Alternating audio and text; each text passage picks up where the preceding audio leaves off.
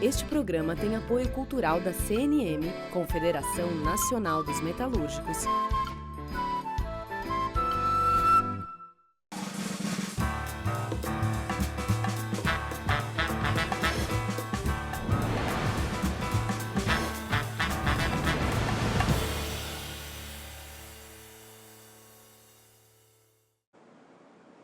Olá, começa aqui mais um Entrevistas, ainda com o entrevistado na casa minha e, aliás, o entrevistado na casa dele e o entrevistador na casa minha. É por mais pouco tempo, mas ainda estamos tomando os cuidados quando podemos tomar os cuidados. E o Entrevistas desta semana recebe Antônio Luiz Júnior.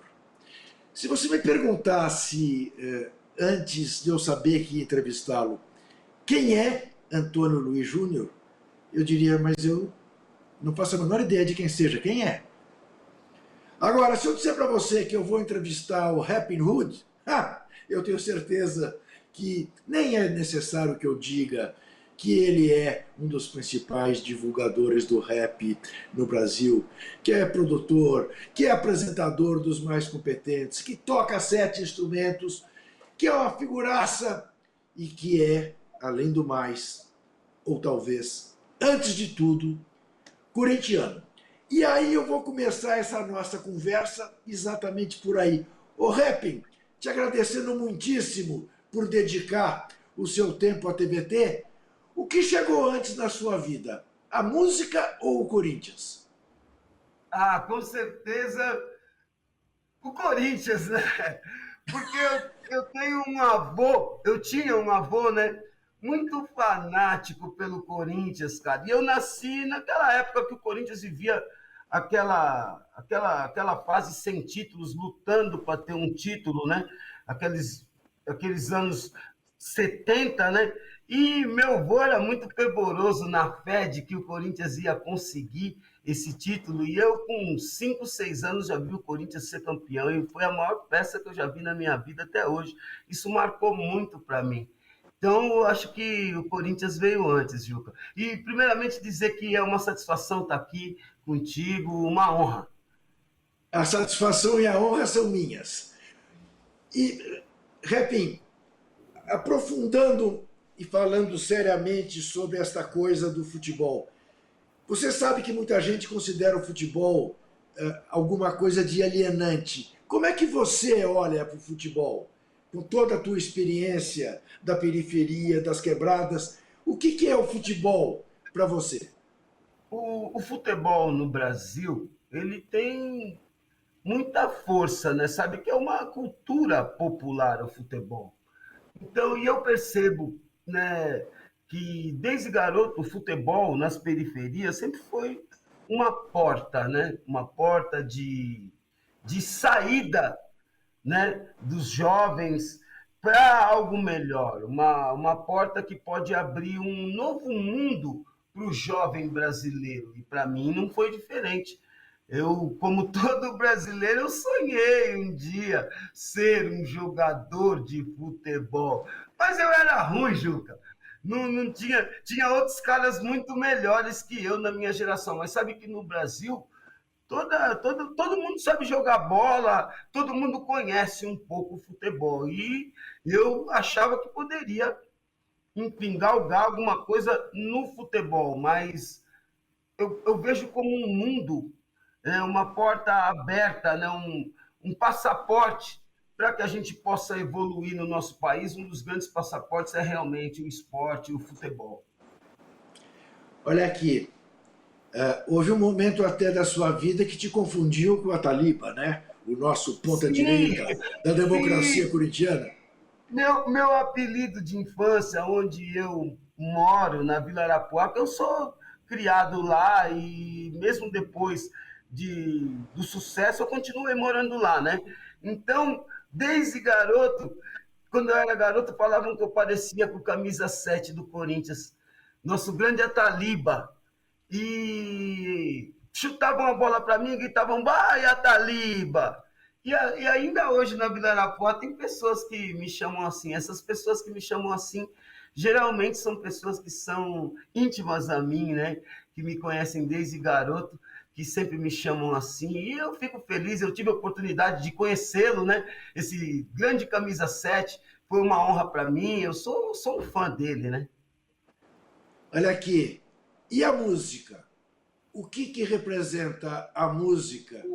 E como é que você encara a maneira como você se apropriou de um gênero musical para fazer o seu trabalho, inclusive ou fundamentalmente como ativista que você é?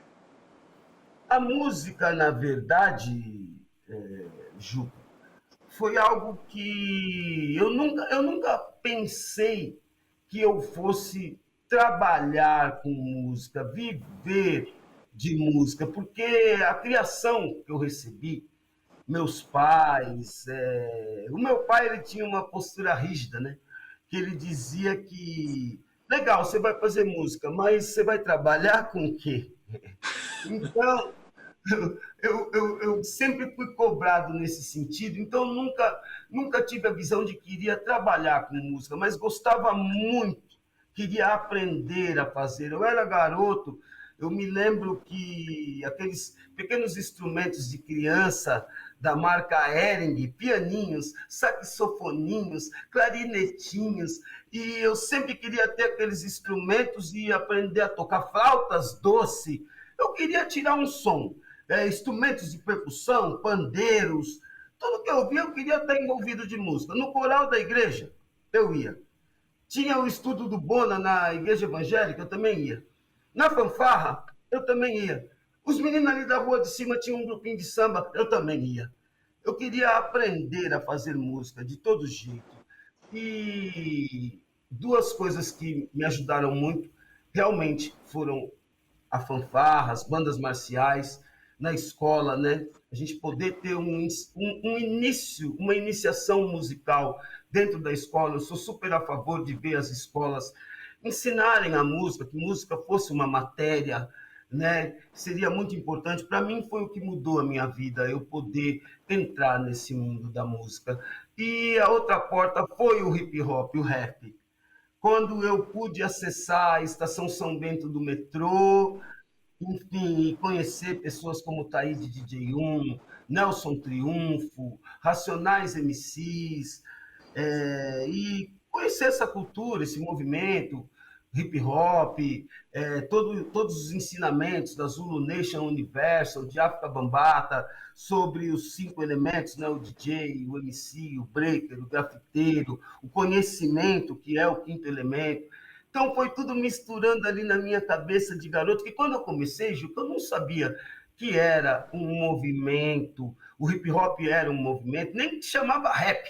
Não sabia nem, sabia que eu via os americanos fazendo aquele canto falado e eu queria fazer também, vi no Brasil caras como Taíde DJ1, Pepeu, e eu quis fazer também. Percebi que eu me saía bem fazendo aquilo. Aí eu me lembro que eu andava com uma cadernetinha, daquelas que os caras usavam no tempo para marcar compras em armazéns, aquelas cadernetinhas pequenas, e eu andava com aquela cadernetinha e com uma caneta no bolso, fazendo as rimas, e algumas pessoas achavam até que eu era um moleque meio maluco. Esse moleque fica com essa cadernetinha anotando não sei o quê, mas valeu a pena as cadernetinhas, estão valendo. Então, Repin, quer dizer, da mesma maneira que você não olha para o futebol como algo alienante, a música vai muito além de ser entretenimento. Com certeza, para mim foi, porque o hip hop ele tem esse lado didático, né? Poderia ser facilmente uma matéria escolar também, o hip hop, por esse lado dos estudos dos elementos, né? Eu tive a oportunidade de estar ali na São Bento. Eu comecei a trabalhar cedo, né, Juca? Com 14, 15 anos eu já era um office boy, carteira registrada, né? Então eu ia muito para o centro da cidade, sempre passava ali na Galeria 24 de Maio, na Estação São Bento do metrô, Então, aquela cultura de comprar discos de vinil, e quando veio aquela dança, que as pessoas dançavam todas quebradas, aquilo me interessou, e eu passava ali na São Bento, via os caras dançando, fui aprendendo aquela cultura de comprar os discos, de estudar aquelas músicas, aqueles discos, estudar o movimento negro, querer saber quem era Zumbi, quem era Malcolm X, quem era Martin Luther King, ler livros sobre os discursos de Martin Luther King, toda essa ficha, né, ela caiu para mim por causa do hip hop e me levou para longe do crime, para longe das coisas erradas, né? Eu me entreti com aquele mundo e me entreguei totalmente. Foi muito importante para mim. Dizem que o hip hop salva vidas e eu tenho que dizer que realmente salva. O hip hop salva vidas, salvou a minha e salvou de tantos jovens na periferia de São Paulo, na periferia do Brasil. Muito, muito, muito bom poder fazer parte desse Então, movimento. então, você fez no último dia 7 de novembro 50 anos de idade. Meus Isso. parabéns. Muito Não obrigado, parece, gente. mas meus parabéns. E no dia 20 agora, temos o Dia da Consciência Negra. Eu Isso. queria que você misturasse os seus 50 anos com o Dia da Consciência Negra para responder a Tamires Sampaio, que vem a ser secretária adjunta de Segurança Cidadã em Diadema. Ouça a pergunta dela, por favor. Oi, Happy Mood, tudo bem? Eu sou a Tamires Sampaio, militante do Movimento Negro, sou também diretora do Instituto Lula e atualmente eu trabalho como secretária adjunta de Segurança Cidadã em Diadema.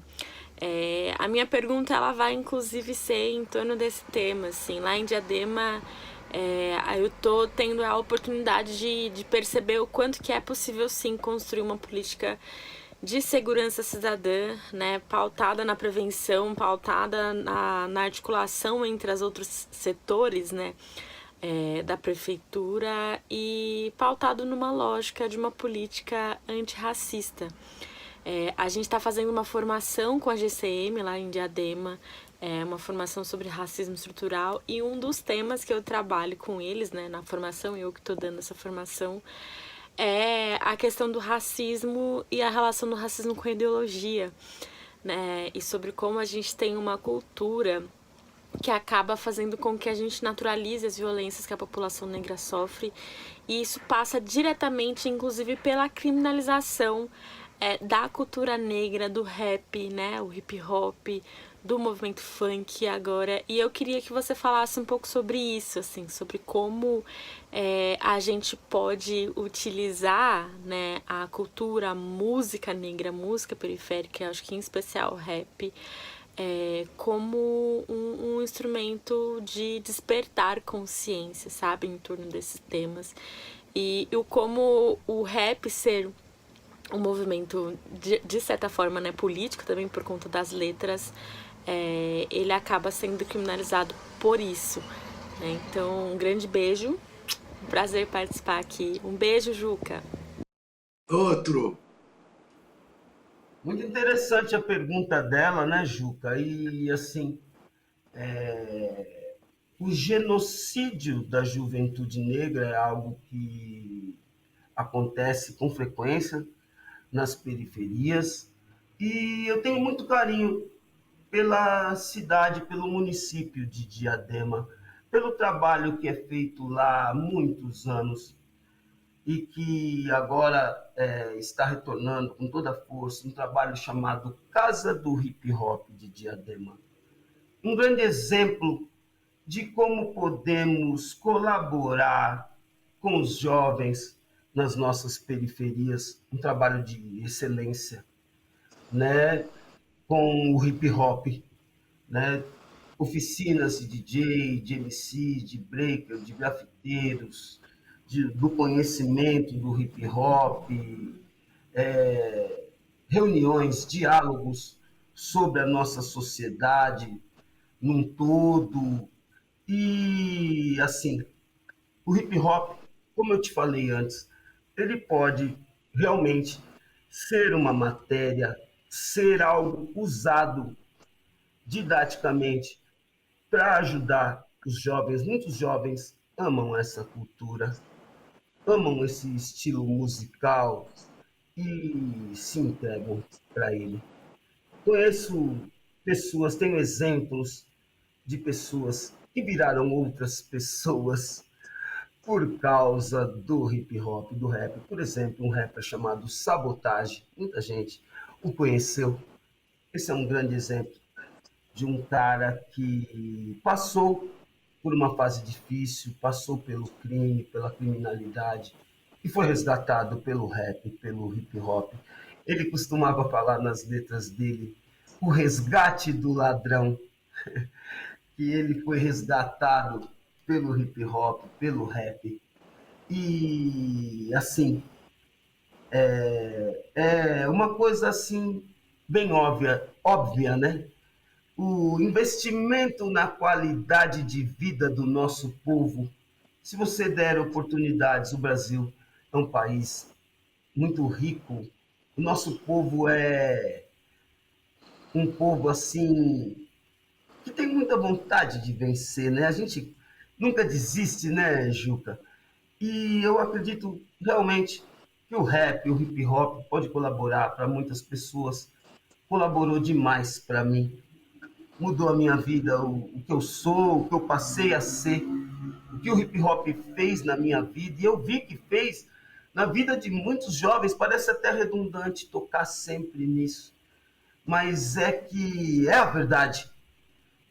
Pessoas dos mais variados pontos da cidade de São Paulo, que são rappers, são membros do hip hop, dizem a mesma coisa, vivemos a mesma coisa. Hoje em dia estamos vendo uma nova geração de salvos, né? Porque eu, como você mesmo disse, já estou chegando na casa dos 50, mas a gente está vendo Emicida, Rashid, Projota, Rael, e vem vindo mais gente por aí, vem vindo aí Caveirinha, Rariel, hip hop, o rap, entendeu? Porque eu sempre julguei o funk, o trap, como membros do hip hop também, embora alguns relutem em entender isso, mas eu vejo que existe uma nova geração. Isso quer dizer que se existe uma nova geração, é porque trabalhamos direito, né, Juca? A velha guarda Só. fez por onde. Eu te confesso que eu tenho uma certa dificuldade em considerar você velha guarda. Para mim, você sempre será Obrigado, Juca, obrigado. jovem guarda. Mas nós vamos fazer um rápido intervalo e já voltamos com esse papo que está muito Beleza, bom. Até já. beleza.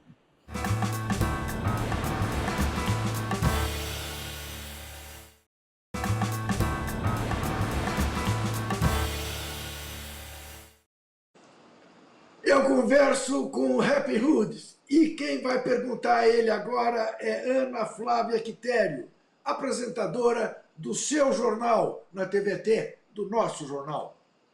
Olá, Juca e Happy Hood, uma excelente noite para vocês. Eu sou Ana Flávia, apresentadora do seu jornal aqui da TVT. Bom, o hip hop, né, saiu dos guetos nos Estados Unidos e conquistou o mundo inteiro, especialmente nas periferias das grandes cidades.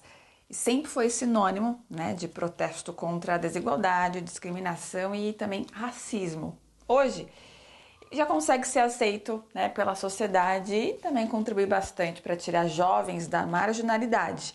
Então, como que foi esse processo, né, essa questão, essa transformação até chegar à aceitação do hip hop? Uma super pergunta. Foi luta, né? Eu costumo dizer para a nova geração do rap, né? Eu sempre falo sobre esse assunto. Tem até uma hashtag que eu uso sempre, respeito à velha escola do hip hop nacional. Digamos que a gente capinou com as próprias mãos, asfaltou, pavimentou, sinalizou, para que hoje eles pudessem ser rappers, né? Mas, assim, por que dizemos isso? Porque vivemos uma fase no início do rap que foi bem difícil, uma fase de repressão, onde rappers foram mortos pela polícia em São Paulo, simplesmente por fazer hip hop, por cantar rap, né? Pelos discursos contundentes, pelas coisas que eram ditas. Então não foi fácil, né? As pessoas não entendiam bem o início daquele movimento. A gente se reunia no tempo na estação São Bento do metrô, os seguranças do metrô nos botavam para correr, achavam que éramos trombadinhas, né? Mas na verdade éramos jovens a fim de trocar informações. Naquele tempo não tínhamos o Google, né, Juca? Não poderíamos pôr um nome e a informação chegar toda. Ali trocávamos informações, um tinha um zine, o outro tinha uma fita VHS que tinha ganho de alguém, o outro mostrava o trabalho dele, fotos de grafites feitos na sua comunidade. Era um local de troca de informações para nós, digamos, a meca do hip hop, do início do hip hop no Brasil, né? E eles não entendiam o que estava acontecendo, que era um novo movimento cultural, ainda mais vendo só jovens, garotos, negros, eles não estavam entendendo bem. Então a gente sofreu. Só nós sabemos quanto sofremos para abrir espaços, para colocarmos as nossas músicas nas mídias do tempo, né? Que não existia internet. A gente tinha que realmente conseguir veicular a nossa música numa rádio, que era muito difícil no tempo. Era um novo ritmo, um novo formato de expressão musical. Então foi difícil. E eu creio que a nova geração do rap, do hip hop, tem uma liberdade que a gente não teve, uma facilidade. Quem tinha, por exemplo, naquele tempo, Juca, um home studio para gravar um disco em casa, entendeu? Uma bateria eletrônica, o aparato todo para fazer rap, aquele tempo, década de 80, era difícil, ninguém tinha um computador, um personal computer em casa, era era primário, roots, né? Raiz mesmo, de verdade. E hoje eles têm uma facilidade. E eu creio que isso é ótimo. Hoje eles podem se preocupar não só em ser militantes de um movimento, mas se preocupar em serem artistas, em fazer música bem, em divulgar as suas músicas. Ô, Né? Rap, essa é uma Fácil. boa questão. Essa é uma boa questão. Daquela dificuldade que a tua geração teve, né? A dificuldade de ter uma base, tudo isso. Para os dias de hoje, com todo este avanço tecnológico, ok, democratizou, o que é muito legal. Agora, ao mesmo tempo, aumentou a concorrência. É mais difícil emplacar hoje do que era quando vocês começaram? Por incrível que pareça, Juca, você acredita que hoje em dia eu estou vendo uma facilidade em emplacar? E eu te explico por quê. Na minha geração, os nossos views, nós somos vistos porque nós fomos até os lugares difundir o hip hop. A gente estava cantando em cima da carteira de escola, num palco improvisado, nas quermesses das comunidades, das favelas, na escadaria da igreja, em cima da mesa de snooker do bar. A gente arrumava todas as formas possíveis de levar o rap até essas pessoas. A gente ia nos sambas e pedia para cantar, ia nos bailes de periferia, daquelas equipes Chic Show, Black Mad, Zimbábue, Cascatas, e pedíamos para cantar. A gente ocupava as ruas e assim fomos vistos. Hoje, imagina, o garoto grava o disco em casa, faz o vídeo ali mesmo com os amigos no bairro dele, já põe no YouTube e é visto. Milhões de views, e assim ele já explode, já vira um all-star. Então eu estou vendo com mais facilidade. Talvez, não criticando, mas é algo que eu noto. Talvez com menos qualidade, as pessoas não se preocupando tanto com a finalização, com a mixagem, com a qualidade musical, mas assim, com mais facilidade para divulgar os seus trabalhos, para fazê-los conhecidos. Tem o tal do impulsionamento, né? Que naquele tempo as pessoas chamavam de jabá para tocar na rádio. Hoje virou uma coisa normal, o impulsionamento, né? Então, eu acho que Então, hoje é um pouco mais fácil. eu quero explorar um pouco com você o sonegrão, que eu adoro. Entre outras coisas, porque você conseguiu no sonegrão, ao mesmo tempo que passar uma mensagem de luta, de soberania, da força da raça negra, do que é o negro no Brasil, você falava em paz, queremos paz. Mas tem uma coisa na letra do Sonegrão que mas há anos que eu quero te perguntar, já tive chance e me esqueço. Por que, eu sei que não dá para citar todo mundo, mas eu estranho a ausência da Elza Soares. Foi um esquecimento? Muito boa pergunta, Juca. Em primeira mão, você é o cara da primeira mão, mano. Em primeira mão, eu quero divulgar para você. Por sinal, a gente gravou ontem, finalizou a música ontem, no dia 20 de novembro. Iremos subir nas plataformas após 23 anos do lançamento da música, da primeira música, Sonegrão 2. Um novo mergulho, e Elza Soares está inclusa. Pô, e assim, essa música é uma música que foi muito feliz, né, Juca? Você vê, eu fiz essa música, eu tinha 16 para 17 anos, cara, para um trabalho de escola. A professora, no tempo era 1988, 100 anos da abolição da escravatura, e foi pedido um trabalho de escola falando desse tema, e ela falou que valeria uma música. E no tempo eu estava, como eu te falei, eu usava aquelas cadernetinhas, e eu fiz. Essa foi uma das minhas primeiras músicas, Juca. E eu lembro com muito carinho, eu lembro que no dia que eu escrevi essa música, no final de semana, no sábado, eu fiz uma super pesquisa de nomes e personalidades. No tempo tinha aqueles livros de biografia. Eu li a biografia de muitas personalidades negras, cara. E, assim, foi uma tarde toda que eu passei ali escrevendo aquela música. Me lembro que, quando eu terminei, a primeira pessoa que eu mostrei foi minha mãe, a finada Dona Beth.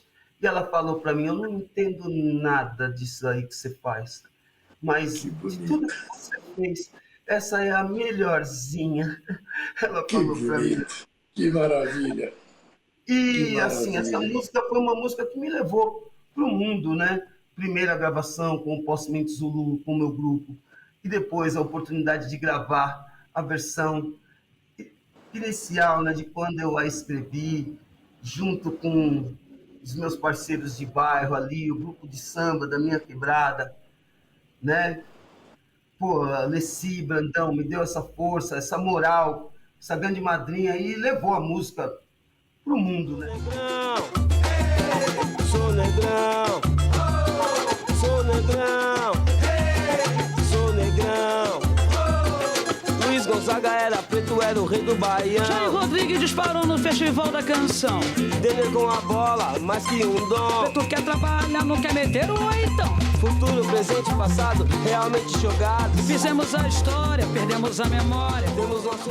Quando a gente lançou essa música, a gente fez os maiores programas da TV brasileira, viajamos o país inteiro fazendo shows, fazendo palestras, conversando com jovens no país inteiro, e essa música é uma música que eu tenho muito carinho dentro do meu repertório, é algo assim, uma luz, e eu costumo falar que é a luz negra que me iluminou, a luz de todas essas pessoas que foram citadas nessa música, que são referências para mim, na minha vida, pessoas que eu olhei e falei, será que um dia eu vou conseguir ser igual eles? E eu realmente estou feliz de estar lançando agora a segunda parte dessa música, E eu espero que inspire jovens negros como me inspirou, né? Saber que a gente pode também vencer, conseguir. É A isso. gente, a gente, a gente pode ter o privilégio de uma palhinha a capela? Da nova, É. a nova eu lembro o refrão. Eu lembro o Então vamos refrão. lá. As rimas ainda estão muito cruas, mas eu posso lembrar o refrão. Ela fala assim: sou negrão, sou guerreiro, afro-brasileiro, represento os blacks do mundo inteiro. Sou negrão, sou guerreiro, afro-brasileiro, muito axé, pô na fé, coração verdadeiro. 20 de novembro, Que, pra mim é todo dia. que, O mar, resto, dia 20 que nas maravilha! plataformas digitais. Que maravilha! Agora veja uma coisa. Você fez referência já numa passagem anterior, né, à Fundação Universal Zulu Nation. Isso, Você sabe que, claro que você sabe, no dia 12 de novembro, tudo novembro, 50 anos do rapping, dia 20, isso no dia 7, no dia 20, dia da consciência negra, dia 12, o dia da fundação da Universal Zulu Nation. isso. Dia Mundial da Cultura Hip Hop, celebrado no Bronx, em Nova York. Em meio a isso tudo, Repin, a gente vê o cara que está lá usurpando a Fundação Palmares falar em mudar o nome para a Fundação Princesa Isabel. Você fez referência aos 100 anos da libertação dos escravos. Que mixórdia, não? Ô, Repin, como é que de repente acontece isso nas nossas vidas desse cara? Você vê uma falha, né, digamos, na, na regulamentação, na constituição da Fundação Palmares, permite que numa canetada o presidente possa colocar quem ele quiser como presidente da Fundação Palmares. Uma tristeza. Eu tive a oportunidade, Juca, há alguns anos atrás, de fazer trabalhos com a Fundação Palmares, no tempo que o presidente era nosso grande Zulu Araújo, um grande estudioso da nossa cultura, um homem de bem. E para você ter uma ideia, eu viajei por todos os quilombos do país, um projeto chamado Quilombo Axé, conhecendo a vida e trabalho dos quilombolas em todo o país. E cheguei aí também para o Senegal, no terceiro Festival Mundial das Artes Negras, o FESMAN, onde pude ter a oportunidade de tocar ao lado de rappers americanos, rappers dos africanos, rappers do mundo todo, e representando o rap brasileiro, lá em Dakar, né? E tive a oportunidade de estar lado a lado também com Martinho da Vila, Margarete Menezes, Sandra de Sá, que foram artistas que foram para lá representar o Brasil. A Fundação Palmares tinha um grande trabalho. Eu pude estar em Cafundó, Quilombo de Cafundó, em Sorocaba, pude estar no Quilombo de Ivaporunduva, no Vale do Ribeira, pude estar até no Quilombo dos Palmares, onde fiz um show no Quilombo dos Palmares e foi muito emocionante para mim. Então é muito triste ver o que está acontecendo com a Fundação Palmares agora, né? Com todo respeito, temos um idiota, né? Naquele Cretino, cargo, sem dúvida. um cara que não respeita, né? Fiquei sabendo até que ele é motivo de vergonha para os próprios familiares dele. Eu li uma entrevista do próprio pai dele, do irmão dele, dizendo que se sentiam envergonhados, né? Pelo negacionismo dele. Mas ele já é chegado a negacionistas, né? Sem Infelizmente. dúvida nenhuma. Então, não é difícil ele negar a própria raça, ele querer descaracterizar ícones negros, querer dizer que, por exemplo, Martinho da Vila era um vagabundo. Quem é ele para falar sobre Martinho da Vila, cara? Ele tem que nascer, acho que mais umas milhões de vezes para ter a dignidade de uma pessoa. Nascer um milhão de vezes e lavar bem a boca. Então a gente vê que infelizmente estamos com uma pessoa despreparada nesse cargo, e eu realmente faço votos que no futuro bem próximo, praticamente de novembro de 2022 para frente, né, possamos estar livres desse tipo de pessoas nesses cargos que são tão importantes para o nosso povo.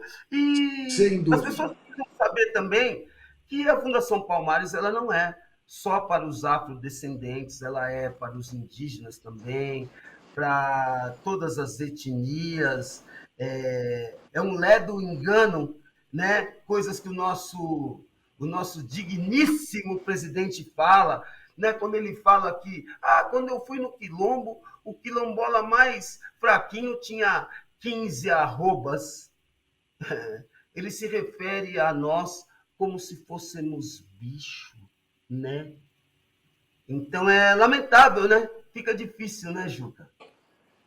Nós vamos fazer mais um intervalo e voltaremos em seguida com Rappin' Hood.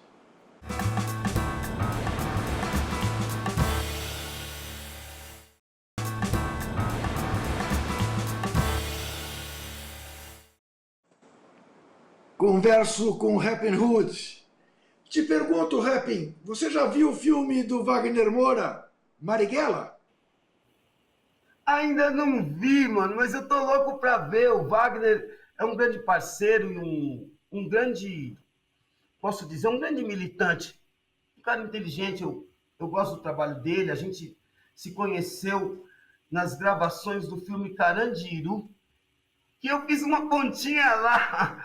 E aí eu tive a oportunidade de conhecê-lo e eu curto muito o trabalho dele. E, assim, ver o Seu Jorge também fazendo esse papel.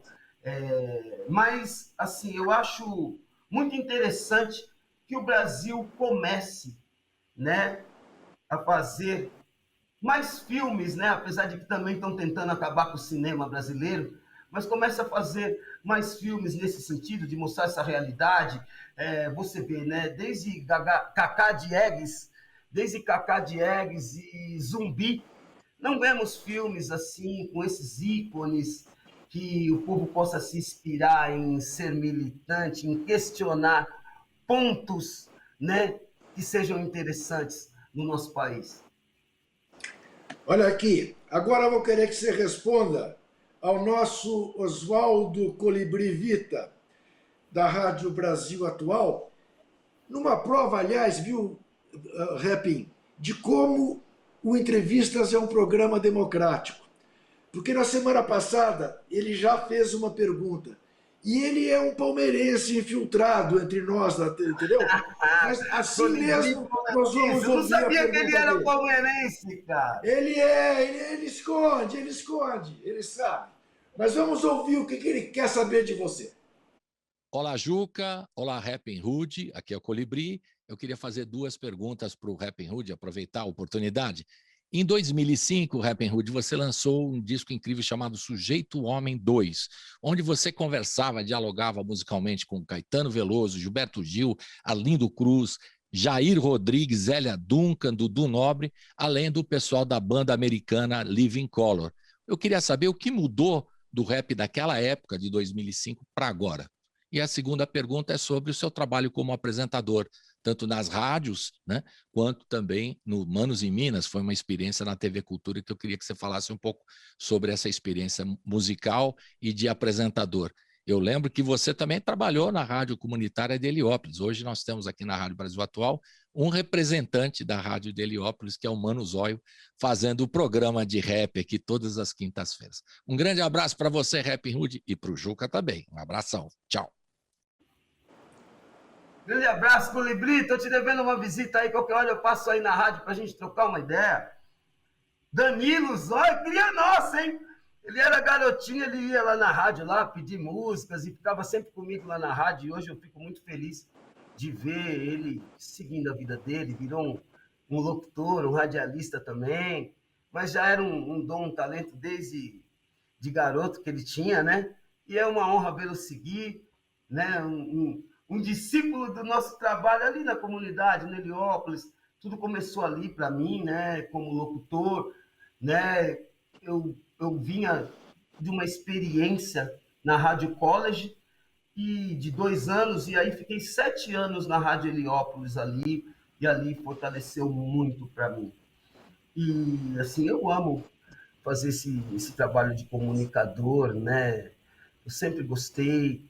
Hoje em dia estou lá na Rádio Transcontinental FM com o Black Songs Insônia, todos sábados e domingos de madrugada, das 4 às 7 da manhã. Quem quiser curtir Black Music da melhor qualidade, só entrar ali no 104,7. Hoje em dia a gente está na internet, só entrar no site da Transcontinental. E assim, o Colibri fez uma pergunta muito interessante, né? Do que mudou do rap do começo para cá? Eu acho que o que mudou é que hoje o rap é conhecido, não é mais uma novidade.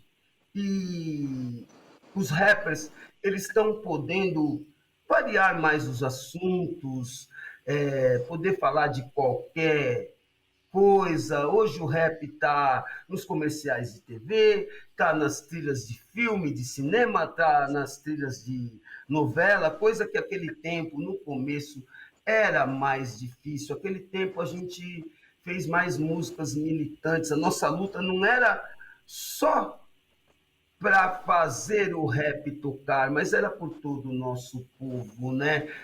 Como eu digo na minha música, é tudo no meu nome. Se eu toco o microfone, é tudo no meu nome. Eu falava por um povo, eu tinha que reivindicar pelo meu povo, eu tinha que ser real para o meu povo, representar o meu povo. E hoje o rap, o hip hop, ele pode ser mais suave, ele pode ser para divertir. E eu realmente acredito que existe uma temperança, um meio termo entre isso tudo, e os rappers que conseguirem transitar nesse meio fio, eles farão trabalhos grandiosos, trabalhos que alcançarão o coração do povo e que alcançarão também as mídias e que se tornarão conhecidos, né? Nessa transformação, nessa mudança, Repin, temos o fenômeno do surgimento das mulheres, que tinham muita dificuldade no início e que hoje começam já dando muita cotovelada a aparecer. Como é que você vê essa novidade? Elas lutaram muito. E eu te digo, eu tive a oportunidade de conhecer as primeiras mulheres que lutaram nesse front, né? Pessoas como Sherry Line, Rúbia, Rose MC, Luna, Sweet Lee, Negra Lee, as mulheres que vieram antes, né? Ieda Rios. E eu digo, não era fácil para elas. E elas desbravaram com toda a força de vontade. E hoje vemos uma nova geração, né? Hoje vemos Flora Matos, Stephanie, Carol Conká, e elas podem tudo. As empoderadas, né? Como elas mesmo dizem, e é muito bom, porque seria muito chato se o rap que se diz a voz do povo não fosse a voz também da mulher preta, da mulher negra, né? E da mulher periférica. E o rap também se transformou nisso. uma, uma porta para que elas possam falar dos seus problemas, do seu cotidiano, das suas vontades e serem respeitadas, né? Terem um público que curte o seu trabalho. Lembro aqui também de um ícone do canto feminino no hip hop, Dina D, uma grande rapper que é espelho para toda essa nova geração de rappers.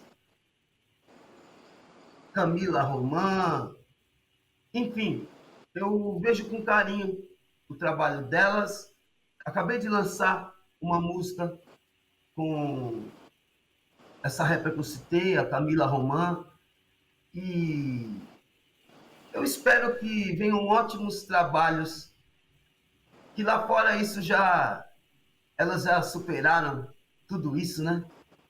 Desde Queen Latifah, Missy Elliott, são mulheres rappers feministas, né? Queen Latifah, na década de 90, já dizia Ladies First, primeiro as mulheres, e agora vemos no Brasil essa frente, e é muito bom. Assim, eu creio que soma para a gente também, soma para os homens, porque mostra que o rap, o hip hop, é uma cultura para todas, todos e todes, não há discriminação. É bom. O Rapping, você já retomou a vida presencial nos seus shows? Retomei, fiz os 2 primeiros shows já e fiquei super feliz. O primeiro foi com o Dudu Nobre, no dia da favela, na festa da CUFA, lá na comunidade Paraisópolis. E foi muito emocionante reencontrar o público, receber o carinho do público, poder ter aquele clima de camarim também, encontrar os amigos. Lá encontrei Mano Brown, encontrei o Dexter, Cascão, do Trilha Sonora do Gueto. Pô, fiquei feliz de poder viver aquele clima novamente, de camarins, né? De cantar e ouvir a resposta do público, né? O coração vibrou diferente, Juca. Não vou negar, não, foi muito bom, foi um dia de felicidade, que nem aqui onde eu estou fazendo a entrevista. Eu estou aqui no Instituto Cria Conexões, né? Onde eu executo um trabalho, onde foi feito o último tributo à sabotagem. É um parque lindo, hoje chamado de Área de Lazer Água Espraiada, o Parque Linear da Água Espraiada. Eu convido a todos para conhecer aqui. E, assim, a gente está preparando também já as atividades culturais, né? Começar a fazer eventos presenciais aqui também. Então, assim, eu estou muito feliz de poder retornar. Foi um longo inverno, e assim, só que voltar consciente, né? De que Deus nos deu uma oportunidade, né, Juca? Nem todos tiveram essa oportunidade, foram mais de 600 mil mortes. E grato a Deus pela oportunidade de ser uma das pessoas que conseguiu atravessar essa fase sem maiores problemas. Minha família está tudo bem. E assim, eu espero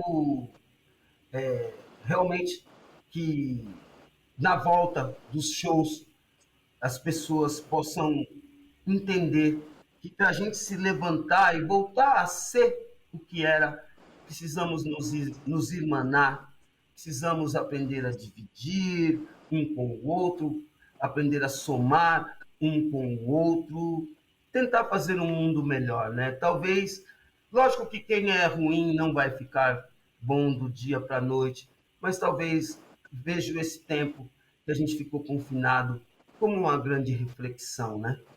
É isso. Ô, Rapping, isso me obriga, é tão inspirador te ouvir, velho, a fazer como derradeira pergunta de hoje, mas com tempo suficiente para que você possa se alongar, porque eu sei que a pergunta não é fácil, é saber de você o seguinte: Qual é o sonho atual de Rappin' Hood? Nossa Senhora, é muito forte. É muito forte essa pergunta, Juca. Você sabe, eu costumo falar para os meus amigos, né? Porque eu fiz algumas escolhas na minha vida. Uma das escolhas foi ficar na comunidade que eu fui criado, ali na Vila Arapuá, né? Porque você sabe, Juca, muitas pessoas quando alcançam a fama, o sucesso, elas saem de suas comunidades, elas...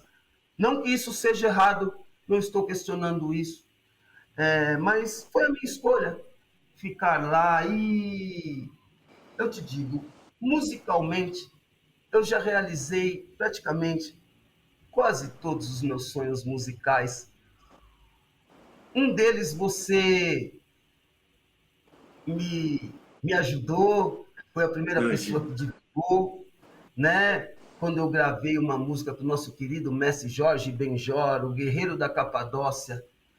Realmente, esse era um dos meus maiores sonhos. Eu tenho muito carinho pela obra do Jorge, eu sou um fã, né? Como minha mãe também era fã de Jorge Benjor. Então, esse era um dos meus maiores sonhos musicais, era gravar uma música, fazer um trabalho com Jorge Benjor. Qual é o nome do parque? Parque São Jorge. Qual é o nome do parque? Parque São Jorge. Da Zona Leste de SP que vem os guerreiros, pedra fundamental do futebol brasileiro, buscando as vitórias, são tantas as glórias, que a camisa alvinegra vão fazendo história. Então eu costumo dizer que quase todos os meus sonhos musicais já se realizaram, né? Agora, musicalmente, só falta um, mas ele não é aqui do Brasil, é um grupo de fora, a qual eu sou muito fã, que eu ainda tenho o sonho de fazer um trabalho com eles, porque eles me inspiraram muito quando eu comecei no hip hop, que é uma banda chamada Public Enemy. Eu tenho realmente o sonho de fazer um trabalho, mas isso é um sonho pessoal, né? Mas eu tenho um sonho coletivo e, por incrível que pareça, Juca, eu estou prestes a realizar também. Eu gosto muito de executar uma coisa que nunca foi para divulgar, porque eu tenho nessa parte eu tenho um ídolo, um espelho do esporte, o senhor Ayrton Senna, do Brasil, que quando ele faleceu, eu percebi que foram mostradas, foram divulgadas muitas coisas que ele fez, muitos trabalhos sociais que ele realizou, que ele ajudou, e nunca foi para divulgar, as pessoas só ficaram sabendo depois que ele se foi. Isso foi um espelho para mim, e a gente não faz coisas para serem divulgadas. Quando a gente faz o bem, a gente faz de coração, né? É algo só entre nós e o maioral, né? E, assim, eu gosto muito de realizar esses trabalhos e eu mantinha um sonho de, assim, lá onde eu moro, na Vila Arapuá, já há alguns anos eu desenvolvo um trabalho lá chamado Rappin' Hood Futebol Club, Grêmio Recreativo Rappin' Hood Futebol Club. E a gente trabalha com o futebol, com a capoeira, eu quero por outros esportes, outras atividades. O África Bambata, que é o grande mestre da Zulu Nation Universo e que me fortaleceu, me convidando para fazer parte da Universal Zulu Nation, para estar levando o Possimente Zulu como segundo capítulo da Zulu Nation no Brasil, fez a gente virar de grupo a entidade. E quando a gente começou como posse, né, realmente o que a gente sonhava era poder executar esses trabalhos de oficinas, de palestras sobre DJ, MC, breaker, grafite, conhecimento, enfim. Eu tenho uma teoria que eu tenho desenvolvido que chama evolução, a teoria dos 5 elementos.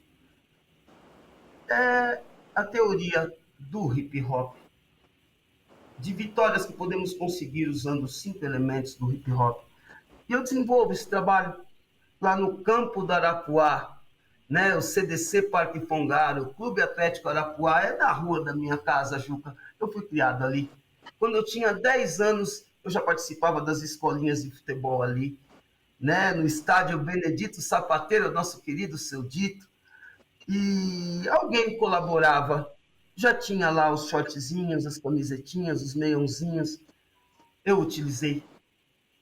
E digamos que hoje eu estou retribuindo o que foi feito por mim. E meu sonho era poder ter melhores instalações lá, construir um ginásio lá. E agora eu estou chegando bem perto. Os seus sonhos são os nossos sonhos, Repin. Muito obrigado, Juca. Muitíssimo. Você está no meu coração. Obrigado, E vai eu. Corinthians sempre, vai Corinthians. Vai, Corinthians. Isso eu não posso dizer no ar. Vão dizer que eu sou parcial, imagina. Olha aqui.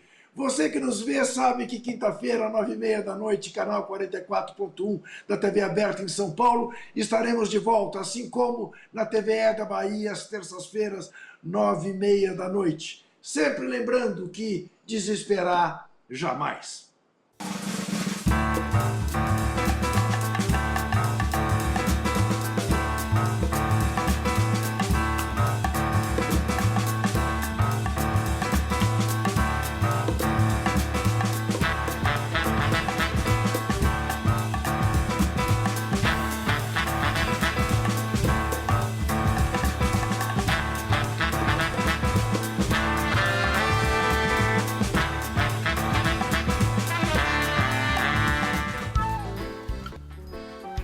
Este programa tem apoio cultural da CNM, Confederação Nacional dos Metalúrgicos,